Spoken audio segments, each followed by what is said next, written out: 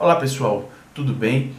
Eu gravei um vídeo essa semana e fui provocado por alguns alunos a respeito do julgamento, da repercussão do julgamento da ação direta de inconstitucionalidade 2332 e de 17 de maio de 2018 pelo Supremo, nos conceitos de juros moratórios e juros compensatórios nas desapropriações. Agora eu vou fazer uma complementação àquele vídeo em relação a outras questões relevantes envolvendo o tema e também à luz do que decidido pelo Supremo nessa ação direta de inconstitucionalidade que demorou vários anos para ser concluída. A primeira coisa que eu tenho que dizer, eu vou fazer um pincelamento, convido você a assistir outro vídeo, vai fazer um rápido pincelamento, o que são juros moratórios e juros compensatórios no contexto da desapropriação. Veja, os juros moratórios, eles se referem a mora debitórios, a mora, portanto, do ente expropriante. O ente expropriante pode ser um ente público ou pode ser uma concessionária de serviço público, por exemplo, que é um ente de natureza jurídica, de personalidade jurídica privada, que foi autorizado a ingressar com a ação de desapropriação. Veja, os juros moratórios, eles são uma consequência, um sancionamento pela demora de um desses devedores à satisfação do valor decorrente da ação que terminou prevalecendo da ação de desapropriação. Nesse caso, você vai aferir, no caso do poder público, que está submetido ao regime de precatórios, a mora a partir da interpretação do prazo que esse ente público tem nos termos do artigo 100 da Constituição, e no caso de um ente expropriante que não se submeta ao regime de precatórios, você vai aferir a sua mora a partir do trânsito em julgado da ação de desapropriação. Então, o termo inicial para os juros de mora é 1 para 1, é um termo para um e um termo para o outro, a partir do momento no qual aquele devedor se encontra em mora debitórios e, portanto, está em falta no cumprimento da obrigação de pagar. E os juros compensatórios, o que são? Os juros compensatórios, eles têm uma sistemática completamente diferente dos juros moratórios. Eu analisei no vídeo o conceito, o fato que enseja o pagamento, a base sobre a qual ele irá incidir, que no caso dos juros compensatórios tem a questão dos 80%, é muito importante, o percentual que vai ser aplicado e etc. Mais uma vez, remeto vocês àquele vídeo. Mas os juros compensatórios, o que são? Os juros compensatórios funcionam como uma compensação pela perda da propriedade. Por exemplo, você tem um imóvel que está alugado, suponhamos, ou que você pode alugar, você não alugou ainda, ou não alugou porque não quis, está preferindo deixar ele parado, etc. Mas ele, alugado, ele rende R$700 a você por mês. Supor que esse imóvel vale R$100 mil. Ele rende R$700 a você por mês. Esses R$700 é uma expectativa do investimento que você faz no imóvel de receber uma renda mensal. Muita gente que se aposenta, por exemplo, e junta patrimônio, compra vários imóveis e os deixa alugados. E sobrevive dessa renda de aluguel. Suponhamos que um desses imóveis seja desapropriado. Ora, a partir do momento que a propriedade é suprimida, que ela é desapropriada, que o ente expropriante lhe retira, com a emissão na posse ou apossamento, no caso da desapropriação indireta, você vai perder a sua renda em relação àquele imóvel. E a perda dessa renda será compensada pelos juros compensatórios. Então, nesse exemplo que dei, de um imóvel que vale R$100 mil e que é desapropriado, que ele rende, em tese, potencialmente, ou que ele rende efetivamente, ele tem a capacidade concreta de render R$700 por mês, você terá, como exigido do poder público, pelo tempo que você ficou desapossado do bem, esses R$700. Se for por um ano, por 10 meses, R$7 mil, por um ano, R$8.400 e etc. O que eu quero falar aqui hoje? Quais são as questões relevantes? E aí, especificamente sobre esse vídeo aqui. Os juros compensatórios e os juros moratórios nas desapropriações, eles se acumulam? Veja, eu vou colocar aqui uma tela para vocês para explicar como é que funciona a questão da incidência dos juros moratórios e compensatórios. Os juros compensatórios, eles vão incidir desde o momento que você ficou privado do fruto civil do bem. O que é o fruto civil? Por exemplo, no exemplo que eu estou insistindo aqui, no aluguel. E quando é que você fica privado de ter um aluguel daquele imóvel? Quando você é desapossado do imóvel, quando o imóvel não está mais na sua posse, quando você não tem mais a possibilidade de alugá-lo. Então, a partir do momento que o fruto civil fica impossível para você, em virtude de uma desapropriação, você tem que ser compensado. Você tem que ser compensado. Então, o termo inicial dos juros compensatórios, ele vai iniciar do momento em que você ficou privado da posse do bem. Tanto na desapropriação direta como na desapropriação indireta. Na desapropriação direta, essa privação chama-se emissão provisória na posse. E na desapropriação indireta é o apossamento administrativo. Pois bem, esse é o termo inicial. O termo final dos juros compensatórios é até o trânsito, até a expedição do precatório, que sucede ao trânsito de julgado. Então veja, expedido o precatório, no caso das pessoas jurídicas de direito público, estará cessada a incidência dos juros compensatórios. Transitada e julgada a sentença, obrigando um ente que não se submete ao precatório a pagar, por exemplo, uma concessionária de serviço público que foi autorizada a realização, a desapropriação, a pagar o valor pelo bem desapropriado, não vai incidir mais juros compensatórios. Ali você vai ter um valor fechado, um valor consolidado, no qual estará compreendido os juros compensatórios, além do valor pelo bem expropriado, obviamente. 80% daquele valor pode ser levantado, do valor oferecido inicialmente, e você terá sempre um valor de juros compensatórios a partir da diferença que prevalecer lá na sentença. E essa questão eu expliquei no vídeo anterior. Mas o que eu quero deixar afirmado aqui é que, durante o curso do processo de desapropriação, incide os juros compensatórios. Agora, findado o processo, expedido o precatório, eles não terão mais incidência. E aí você vai ter um hiato, que eu coloco nesse prazo aqui constitucional para o pagamento do precatório. Durante o prazo para pagamento do precatório, não vai incidir nem juro compensatório, nem juros moratórios. Eles não incidem, porque os compensatórios já deixaram de incidir atrás, e os moratórios sequer começam a incidir. Por quê? Porque o entendimento do Supremo, a partir da leitura do artigo 100 da Constituição Federal, parágrafo 2º, o entendimento do STJ, e o texto constitucional é que não incidem juros compensatórios nesse período e que os juros moratórios só vão incidir a partir do término do prazo de que dispõe o ente público para pagar o precatório. Isso está contido na súmula vinculante número 17 também. Então vejam, o que a gente tem que falar aqui é que, primeira coisa, conclusão que nós temos, juros compensatórios têm o seu momento próprio de incidência. E juros moratórios têm o seu locus, o seu momento próprio de incidência, nessa linha do tempo até a satisfação do precatório, do qual resultante do processo de desapropriação. Então, no momento incidem os juros compensatórios, no outro momento incidem os juros moratórios. Agora, o que nós podemos concluir nesse primeiro raciocínio? Não há incidência simultânea no mesmo espaço de tempo de juros compensatórios e juros moratórios. Não há. No passado, isso já aconteceu.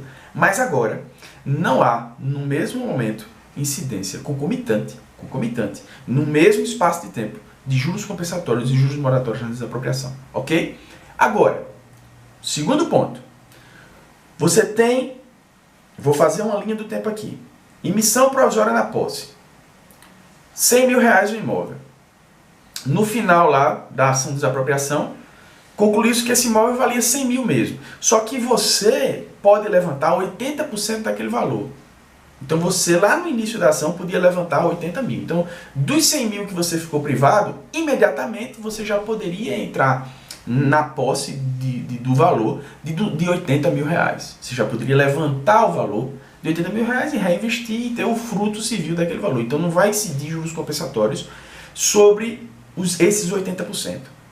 Agora, a diferença entre 80% e o valor final da ação de desapropriação, você tem incidência de juros compensatórios desde a emissão provisória na posse, no caso da desapropriação direta, ou do apossamento administrativo, no caso da apropriação indireta, até a expedição do precatório, parou. Não incidem mais juros compensatórios da expedição do precatório para frente. Então você tem aqui da emissão provisória na posse até a expedição do precatório. Juros compensatórios. inicia-se o prazo constitucional para pagamento daquele valor. Esse valor vai ser o valor da sentença do bem, a diferença dele para o que o poder público ofereceu no início da ação, mais os juros compensatórios. Então você vai ter um precatório expedido com um valor total no qual estarão contidos os juros compensatórios. Ele estará ali dentro daquele valor do precatório. Se o valor do precatório é X, nesse X há a inclusão já dos juros compensatórios. Não pago o precatório no prazo constitucional, começarão a incidir os juros moratórios. E aí, o que é que ocorre? Os juros moratórios, quando eles começarem a incidir lá na frente, eles vão incidir sobre o valor total do precatório, de modo que você tem a incidência, a possibilidade de incidência lá na frente dos juros moratórios sobre os juros compensatórios. Não é que vai incidir sobre os juros compensatórios, mas no final das contas incide. Por quê? Porque os juros moratórios incidirão sobre o valor total do precatório não pago. A mora é do valor total do precatório. Então é possível afirmar que, primeiro, embora não incidam concomitantemente juros moratórios e juros desapropriatórios nas desapropriações, haverá incidência de juros moratórios sobre os juros compensatórios. Por quê? Porque incidem os juros moratórios no caso de não pagamento no prazo constitucional sobre o valor total do precatório. Eu vou fazer uma outra exposição, para essa exposição não ficar muito longa. Se você não conseguiu entender, eu vou colocar um resumo aqui, porque essa questão é um pouco delicada, é você diferenciar o que é a acumulação no mesmo espaço de tempo e o que é a incidência dos juros moratórios sobre o valor total do precatório e, inclusive, sobre o valor principal e o acessório, que é os juros compensatórios, porque você tem o valor total do precatório, que é o valor principal, e os acessórios, nos quais os acessórios estará contido os juros compensatórios, você incide os juros moratórios sobre esse valor total. Então, ao final, você pode ter a incidência de juros moratórios sobre os juros compensatórios. Se você se essa questão ainda está um pouco obscura, eu vou fazer um outro vídeo falando especificamente sobre a permanência de validade da súmula 102 do STJ e da superação do entendimento da súmula 12. Só sobre esse tema. Para esse vídeo aqui não ficar muito longo, eu vou fazer um vídeo até mais curto, só falando sobre essas duas súmulas. Mas desde já eu coloco aqui uma tela para você sobre essa questão de acumulação de juros moratórios e compensatórios.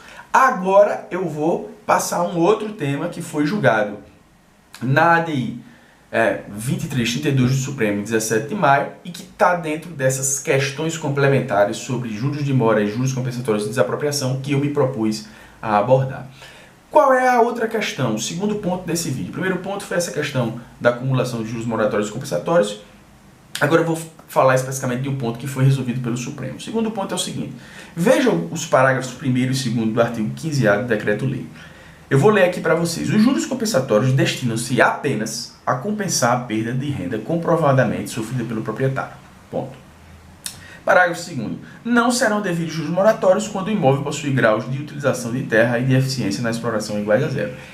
Esses dispositivos foram considerados constitucionais pelo Supremo Tribunal Federal. A respeito desse parágrafo 1º, eu devo dizer inicialmente que existiam precedentes que afastavam a necessidade de comprovação efetiva da perda da renda. Só que, pelo entendimento agora firmado pelo Supremo, 17 de maio de 2018, esses precedentes, eu indico alguns precedentes aqui até do STJ, nesse sentido, esses precedentes, eles ficam superados. O que passa a ser o entendimento agora prevalente no STF, e que vai ser prevalente, porque em ação direta de inconstitucionalidade, para os demais tribunais, é importante que você saiba daqui para frente como será, há necessidade de comprovar a perda da renda sofrida pelo proprietário como fato gerador, como hipótese ensejadora da incidência dos juros compensatórios. Então é importante você saber em relação ao parágrafo 1º que ele é declarado constitucional, e o segundo no mesmo sentido, que a existência de grau de utilização de terra e de eficiência na exploração iguais a zero não ensejarão a incidência dos juros compensatórios. Então esses dispositivos foram declarados constitucionais pelo Supremo Tribunal Federal. Já o parágrafo 4º, o parágrafo 4º foi declarado, do mesmo dispositivo, foi declarado inconstitucional pelo Supremo. O que é que estabelece esse parágrafo 4º? Eu vou dar um exemplo, eu vou começar pelo exemplo, antes inclusive de ler o dispositivo, porque vai facilitar mais a sua compreensão. Você escuta o exemplo e depois lê o dispositivo, vai ficar mais fácil. Foi declarado inconstitucional pelo Supremo. Vamos lá. Você tem um imóvel, você é o proprietário A, você tem um imóvel. Você sofre uma consequência que restringe a utilização da sua propriedade ou que lhe causa um prejuízo na utilização dessa propriedade. Então você tem uma restrição decorrente de um ato do poder público que dá ensejo a uma indenização em virtude dessa restrição. Bem, só que antes que você ingresse com essa ação para lhe recompor a restrição sofrida no uso do imóvel, você vende aquele imóvel para mim, proprietário B.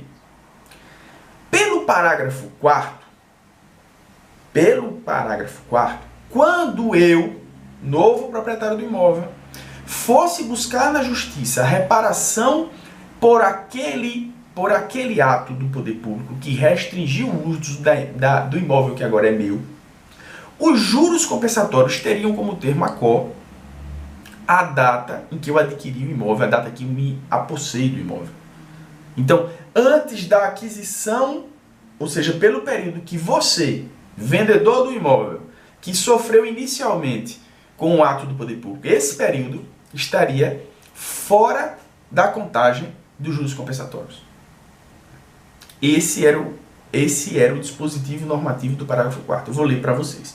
Nas ações referidas no parágrafo 3º, que tratam da desapropriação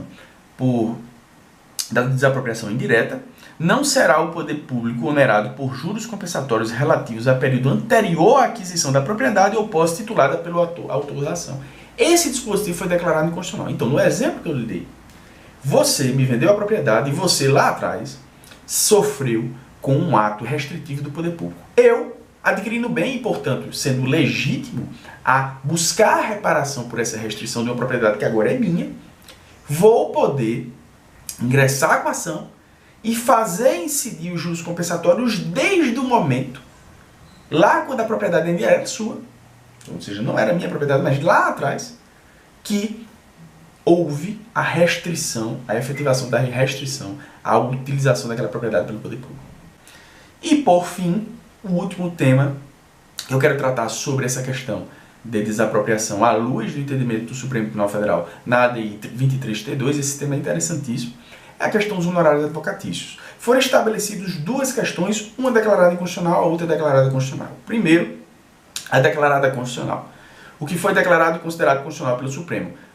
Um balizamento de percentuais. Os percentuais de honorários advocatícios, de acordo com o parágrafo 1º do artigo 27 do Decreto-Lei 3365, serão fixados entre 0,5% e 5%. Isso é constitucional. Então, existe um percentual específico para a fixação de honorários a par ou ao lado da fixação no regime geral de honorários no CPC. Então, esse regime aqui derroga parcialmente o CPC naquilo que diz respeito às ações de desapropriação. É constitucional, 0,5% a 5%. O que não é constitucional é o teto desse valor de R$151 mil. Isso aqui foi declarado constitucional, na verdade, desde a medida cautelar que tinha sido deferida nessa ADI 2332. Então, saibam que existe uma regulação específica e, portanto, que nesse ponto derroga o CPC no que diz respeito a esse tema, em relação a percentuais de honorários advocatícios, e que foi considerada constitucional pelo Supremo. Esse foi o tema, essa foi a conclusão sobre a revisão geral que eu me propus a fazer. Fui provocado a fazer em relação a juros compensatórios e juros moratórios na desapropriação, à luz mesclada essa revisão geral com o entendimento do Supremo de 17 de maio de 2018 na ADI 2332, e eu espero você até o próximo vídeo. Vou gravar mais um vídeo em relação especificamente às súmulas 12 e 102 do STJ e convido você a assisti-lo também. Bons estudos e uma excelente semana a todos. Muito obrigado pela atenção.